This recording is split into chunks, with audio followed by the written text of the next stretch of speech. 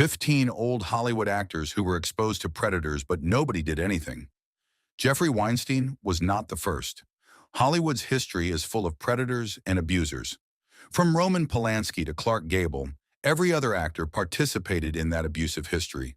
Some were exposed while some were never exposed, but almost all the actors, directors, or producers were part of the casting coach or misconduct. Even some actresses were also involved in that. Roman Polanski, Dylan O'Sullivan Farrow, who was a Mia Farrow's daughter, and a writer who revealed in one of her interviews that Samantha Geimer was 13 when she was abused by Roman Polanski in 1977. And the Rosemary's Baby filmmaker was later charged with a number of offenses, including rape by use of drugs, perversion, sodomy, and lewd and lascivious acts upon a child under 14. Polanski pleaded not guilty to all the charges, but later accepted a plea bargain, which led to a dismissal of the initial charges in exchange for a guilty plea to the lesser charge of engaging in unlawful relationship with a minor. He fled to France in 1978 before he could be formally sentenced and has been living there ever since. In her memoir, The Girl, A Life in the Shadow of Roman Polanski, Geimer recounts the mental trauma she had to suffer even 3 decades later, when Polanski was arrested in 2009. She wrote, "Opinions on the Polanski case go something like this. He was a vile pedophile whose power allowed him to escape the long arm of the law. Or, he was a troubled man whose own horrific background did not allow him to gauge the difference between a child and a young woman. And the girl? She was an innocent victim. Or no, she was a cunning Lolita.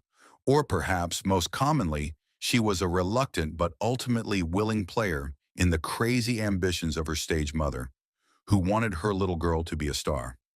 Ask yourself this: would you like the craziest thing that ever happened to you as a teenager, broadcast and then dissected over and over on television in the blogosphere?" Darryl F. Zanuck. Hollywood producer Darryl F. Zanuck was legendary in the industry, but not just for the movies he made, but also for his notorious off-screen behavior. Now listen, this ring reminds me of sort of an offbeat. Are you superstitious? No, I don't think so. I don't think I'm really superstitious. I have, you probably noticed that my original credits were Darryl Francis Zanuck, and then I changed it to Darryl F. Zanuck. There were 13 letters in the name, but really, Virginia and I long ago decided that we'd never have our horoscopes read, or I don't believe I'm superstitious. Zanuck was known for his casting couch practices, reportedly moving through actresses on the sofa in his office faster than the credits rolled on his films. According to Marlis Harris's book, The Zanucks of Hollywood, The Dark Legacy of an American Dynasty, his daily routine involved betting budding starlets like clockwork. At 4 p.m. every day, his Fox Century City studio would shut down while Zanuck escorted a young woman through a subterranean passage to his green-paneled office. Asked about Cleopatra, the most expectantly awaited screen drama in film history, Mr. Zanuck observed, All I can tell you is that the picture is booked for mid-June, the Rivoli, in New York, and outside of a few scattered tickets, there are no seats available for... Harris writes, anyone at the studio knew of the afternoon trysts. He was not serious about any of the women. To him, they were merely pleasurable breaks in the day, like polo, lunch, and practical jokes. In 1937, Zanuck won the Academy of Motion Picture Arts and Sciences' first prestigious Thalberg Award for producing. Yet it was during this same decade that Variety first used the now ubiquitous term for the abuse of power that Zanuck and other Hollywood executives were perpetuating behind the scenes: the casting couch. Years later, in 1975, Newsweek published a story titled The Casting Couch, quoting words from a plaque above the couch in the office of a Tinseltown producer in the 1950s. "Don't forget, darling, tomorrow you're going to be a star." The magazine wrote, "Contemporary starlets no longer take sex on demand lying down." Clark Gable. Clark Gable, one of Hollywood's most celebrated actors, is alleged to have committed a deeply troubling act in 1935 involving his co-star, Loretta Young. While traveling together on an overnight train from a film location back to Hollywood, Gable allegedly went explicitly young. The incident resulted in Young becoming pregnant, a situation that put her in an incredibly vulnerable position given the time period and the stigma surrounding unwed motherhood in Hollywood. Young, fearing the consequences for her career, kept the pregnancy hidden from her studio and the public. She eventually gave birth in secret and, to protect both herself and her daughter from scandal, placed the baby in an orphanage for a time. When her daughter was 19 months old, Young brought her back into her life by adopting her publicly, a strategy to maintain the secrecy of her child's true parentage. Young kept the truth about her child's father and the circumstances surrounding her daughter's conception under wraps for decades, as reporting such an incident would have likely resulted in career-ending backlash. Studios were notoriously protective of their male stars and ruthless in silencing women who could tarnish their reputations. If Young had come forward, she might have experienced intense retaliation, much like Patricia Douglas, another actress who faced severe repercussions after reporting an assault by an MGM executive. It wasn't until later in her life that Loretta Young privately referred to the encounter with Gable as non-consensual, describing it as a traumatic experience. Her story, hidden for so long, sheds light on the struggles many women in Hollywood faced, where silence was often the only way to avoid being ostracized or blacklisted. Kirk Douglas. In her 2021 memoir, Little Sister, My Investigation into the Mysterious Death of Natalie Wood, Lana Wood alleges that her sister, actress Natalie Wood, was assaulted by actor Kirk Douglas in the summer of 1955. At that time, Natalie was around 16 or 17 years old, while Douglas was in his late 30s. According to Lana, their mother arranged a meeting between Natalie and Douglas at the Chateau Marmont Hotel in Los Angeles, hoping it would advance Natalie's career. Lana recounts that when Natalie returned from the meeting, she appeared disheveled and upset. Years later, Natalie confided in Lana, stating that Douglas had hurt her during that encounter. The family chose not to make the incident public, fearing it would damage Natalie's burgeoning career. These allegations remained largely unspoken until Lana Wood's memoir brought them to light. Kirk Douglas, who passed away in 2020 at the age of 103, was a prominent figure in Hollywood, known for films like Spartacus and Gunfight at the OK Corral. His son, actor Michael Douglas, responded to the allegations by stating, "May they both rest in peace." Alfred Hitchcock. Alfred Hitchcock was a director revered for his cinematic genius, but he was also notorious for his troubling behavior behind the scenes. Hitchcock was famous for having a type, blonde, elegant, and enigmatic leading ladies. He once said, "Blondes make the best victims. They're like virgin snow that shows up the bloody footprints." One of those blondes was Tippi Hedren, the star of The Birds and Marnie. In her memoir, Hedren revealed some disturbing experiences while working with Hitchcock. She described how he became obsessively infatuated with her, leading to a series of unwelcome advances.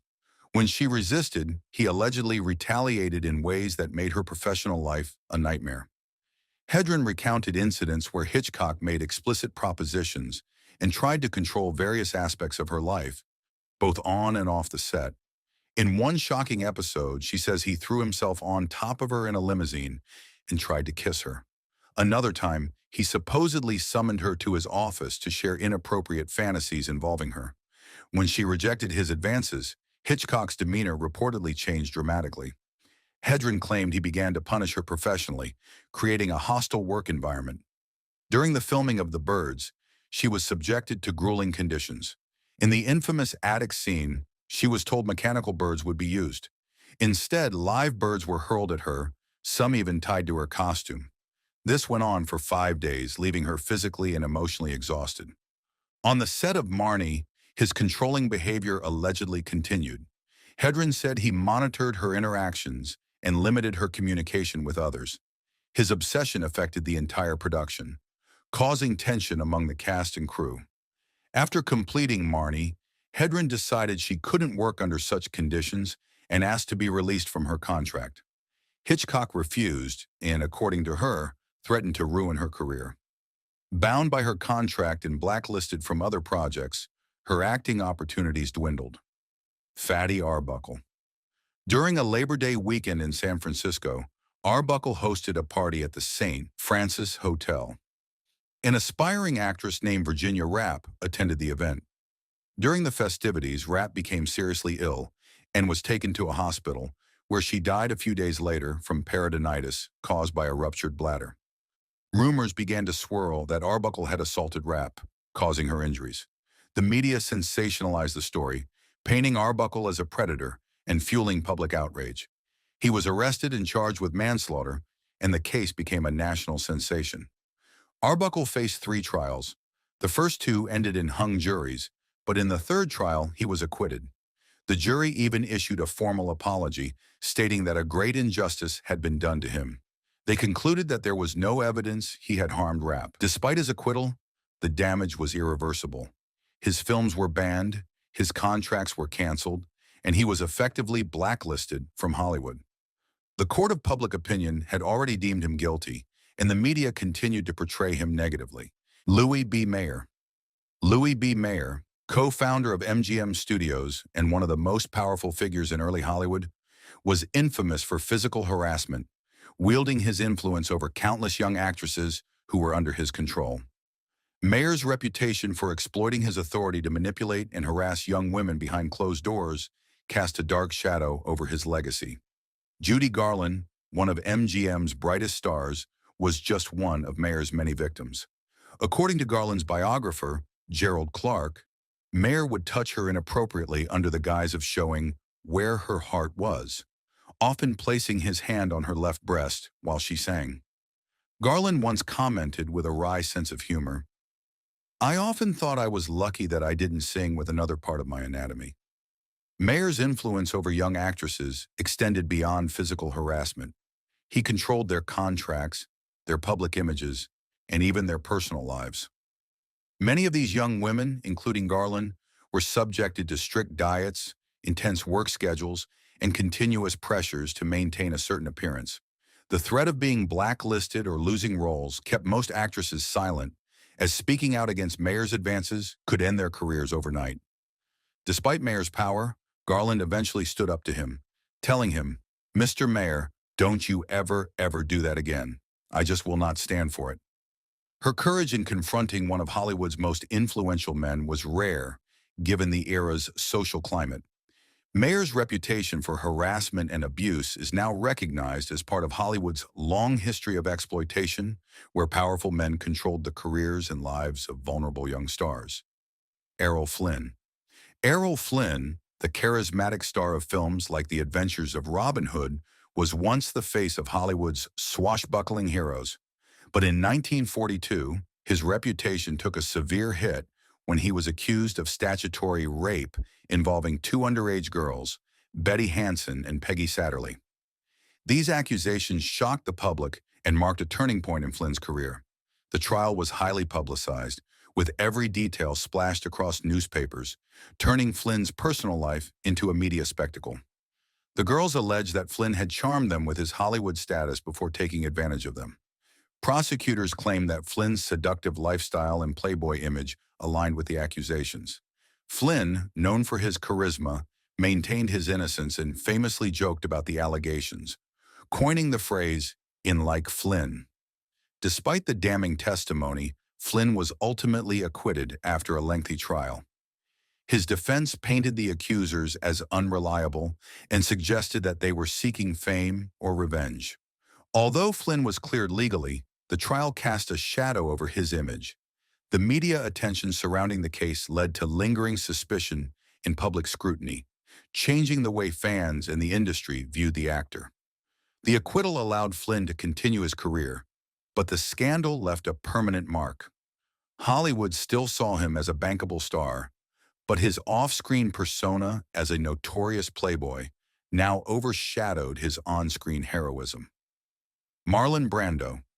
In the 1972 film Last Tango in Paris, directed by Bernardo Bertolucci, a particularly controversial scene involves Marlon Brando's character, Paul, using butter as a lubricant during a simulated physical assault on Maria Schneider's character, Jean.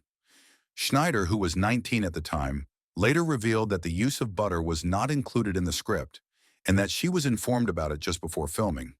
She expressed feeling humiliated and a little raped by the experience, stating that her tears during the scene were genuine.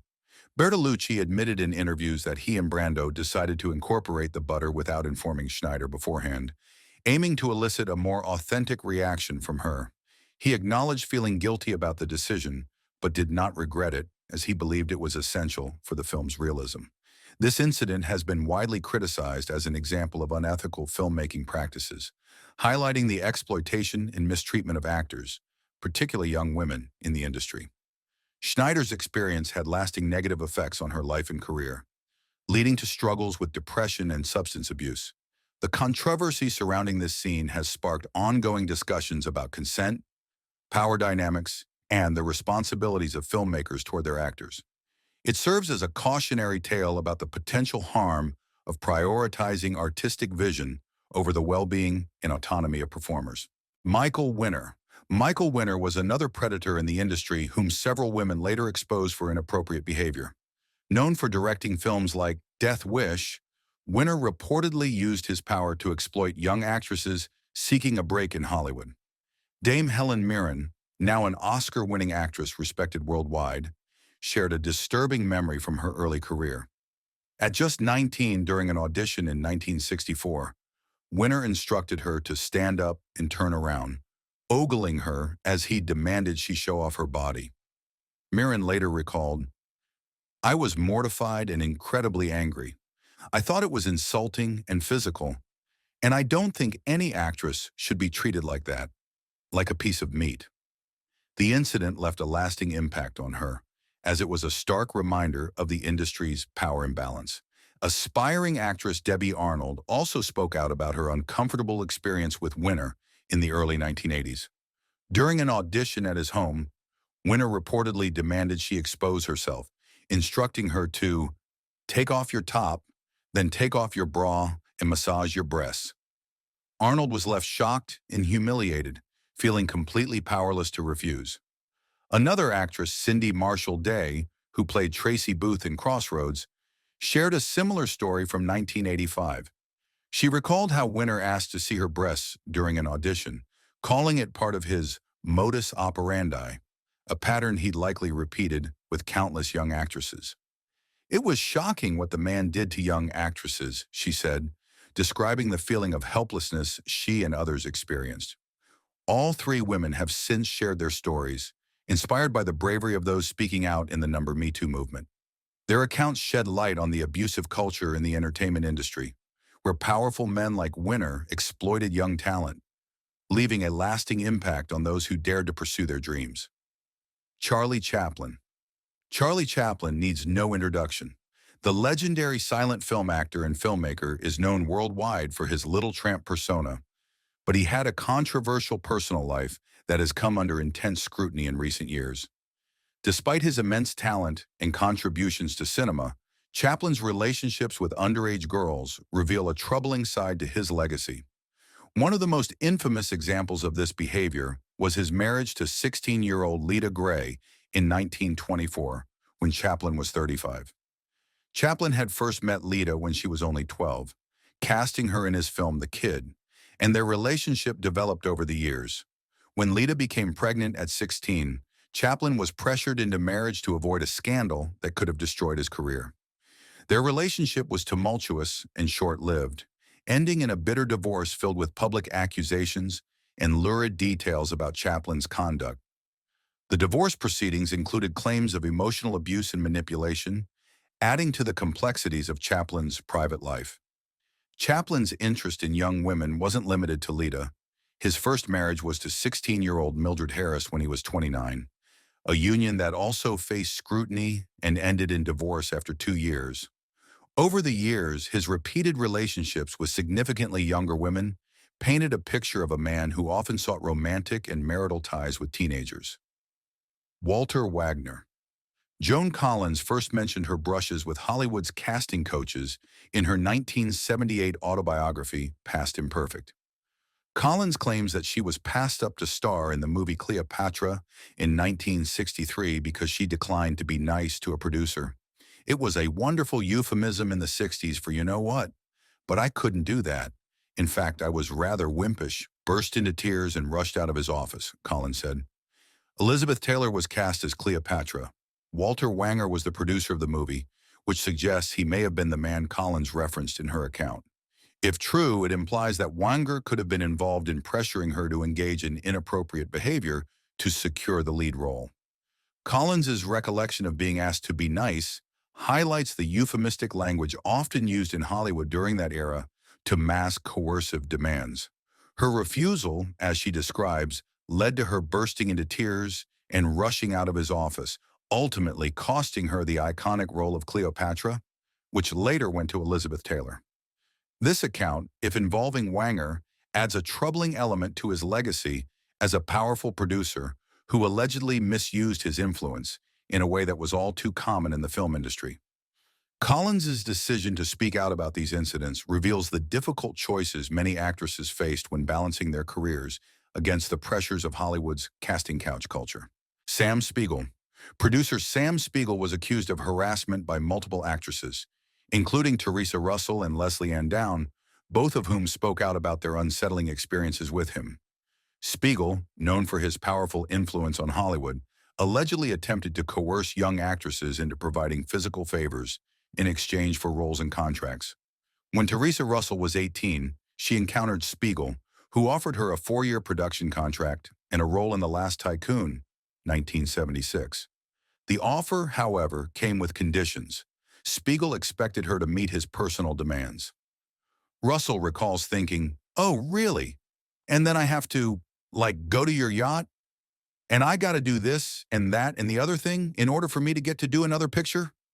Forget that. Refusing to comply, Russell instead got a lawyer. Spiegel, angered by her rejection, reportedly told her she would never work in Hollywood again. Yet despite his threats, Russell went on to secure her part in The Last Tycoon.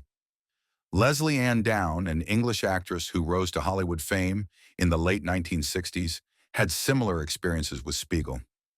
In a 1977 interview, Down stated that American producers frequently promised her major film roles if she agreed to sleep with them. She noted, "Believe me, the casting couch is no myth." Like Russell, Down claimed that Spiegel was among those who harassed her, demonstrating a disturbing pattern in his behavior. Patricia Douglas. In 1937, at just 20 years old, Patricia was a dancer and film extra trying to make her way in the industry. She answered a casting call, believing she'd be working on a new film. Instead, she and over 120 other young women were unwittingly sent to a lavish party hosted by MGM at Hal Roach's ranch, known as Rancho Rochero. The event was the climax of MGM's annual sales convention, touted to delegates as a stag affair where men could be men. The women arrived in skimpy Western outfits, expecting to perform as extras. Instead, they found themselves as hostesses for over 300 salesmen who had been drinking and dining lavishly. The atmosphere quickly turned rowdy. Patricia's night took a horrific turn when David Ross, a 36-year-old MGM sales executive, took an interest in her. He and another man allegedly forced alcohol down her throat. Feeling ill, Patricia went outside to get some air. It was there that Ross reportedly forced her into a car and assaulted her, telling her during the attack, "I'm going to destroy you." In the aftermath, Patricia bravely went to the hospital and reported the assault to the authorities, even paying her own legal fees in pursuit of justice. However, what followed was a massive cover-up orchestrated by powerful figures in Hollywood. Evidence was mishandled. She was improperly cleaned at the hospital instead of having evidence collected. Media outlets published defamatory stories about her, falsely claiming she was promiscuous and had a physically transmitted disease. The prosecutor assigned to her case was accused of taking bribes to ensure the charges were dropped. Patricia's career and reputation were ruined. She was blacklisted in the industry, and her case faded into obscurity until decades later.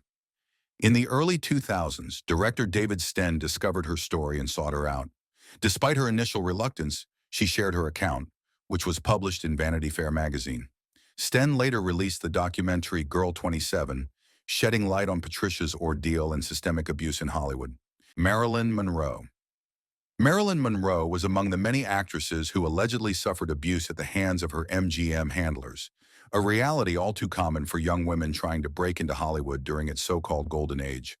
By the 1950s, the film industry's infamous casting couch practices were known but seldom publicly addressed. That changed when two writers for the British fan magazine Picturegoer tried to expose the disturbing truths of Hollywood in a four-part series called The Perils of Show Business. Their work attempted to shed light on power-driven harassment, a concept shockingly similar to the abuses brought to light decades later with figures like Harvey Weinstein. "This is the most depressing story we have ever written," the reporters confessed. After weeks of gathering stories over lunches, in studios, and in cozy armchairs, they compiled a damning dossier, calling it an ugly scar on the glamorous face of show business. While a few actresses, such as Joy Webster, Dorinda Stevens, Anne Haywood, and Merle Russell, bravely shared their stories publicly, the powerful men behind the abuses remained unnamed. Actress Merle Russell, known for her role in The Bells of St. Trinian, recalled that women entering the industry circulated an informal list of rules to try to stay safe. Rule 1, when you have to talk business, stick to offices and office hours. 2, refer invitations and offers to your agent. 3, don't give your home phone number. Give your agents, she advised. Marilyn Monroe also spoke openly about the predators lurking in her industry. In her memoir, she famously wrote, "I met them all. Phoniness and failure were all over them. Some were vicious and crooked, but they were as near to the movies as you could get, so you sat with them, and you saw Hollywood with their eyes. An overcrowded brothel, a merry-go-round with beds for horses." Hollywood's early history is marked by the exploitation of young actresses, revealing a predatory cycle that preyed on ambition and innocence. A reality that shaped the lives of countless hopefuls, including Monroe, who found themselves navigating a perilous path to fame. Jerry Lee Lewis, the rock and roll pioneer known for hits like Great Balls of Fire, Jerry Lee became embroiled in a major scandal in 1957 that cast a dark shadow over his career. At the height of his fame, Lewis married his 13-year-old cousin, Myra Gale Brown. The marriage raised widespread public outrage and brought intense media scrutiny, highlighting issues of consent and exploitation that were particularly shocking for the time. Myra Gale was not only underage, but also Lewis's first cousin once removed, a relationship that would have been controversial even without her age. When the marriage became public knowledge, it sparked an international scandal, with journalists, fans, and industry figures questioning the ethics and legality of their union. At the time, Lewis was 22 years old and had already been married twice before. The fallout from the marriage announcement was swift and severe. This is why he was blacklisted from radio, banned from performing in many venues, and watched his career rapidly decline as public support evaporated. Lewis's career never fully recovered from the scandal, and his marriage to Myra Gale became a symbol of exploitation in the music industry, underscoring how power dynamics could be abused under the guise of fame. Myra Gale later revealed the difficulties she endured as a young bride, reflecting on the psychological impact of being thrust into adulthood while still a child. Despite Lewis's musical legacy, his marriage to his young cousin remains a disturbing chapter, reminding us of the blurred lines of consent and the impact of exploitation, especially on young girls drawn into the celebrity orbit. The troubling history of Hollywood's golden age reveals a systemic pattern of abuse that went unchalked for decades. Beyond the cases detailed above, several other notable incidents deserve mention. Joan Crawford reportedly faced similar pressures early in her career at MGM, where young actresses were expected to attend parties with studio executives and wealthy investors. Rita Hayworth, born Margarita Cancino, endured exploitation of her own father, who marketed her as his dance partner when she was just 12 years old. Bette Davis spoke openly late in life about the studio system that treated young actresses as commodities. She described how female performers were often pressured to change their appearances, names, and personal lives to suit studio demands.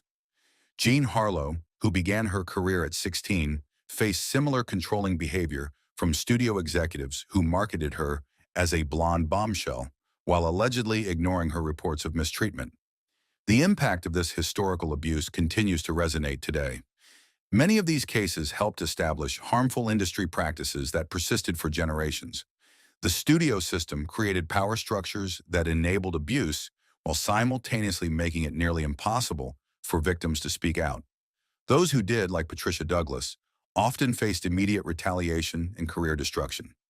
The courage of early whistleblowers like Judy Garland, who stood up to Louis B. Mayer, helped pave the way for future accountability. The Picture Goer magazine expose in the 1950s represented one of the first attempts at systematic journalism investigating Hollywood's abuse problems, though it too faced significant pushback from powerful industry figures. These historical cases demonstrate how fame, power, and institutional protection combined to create an environment where abuse could flourish unchecked. The pattern repeated across decades.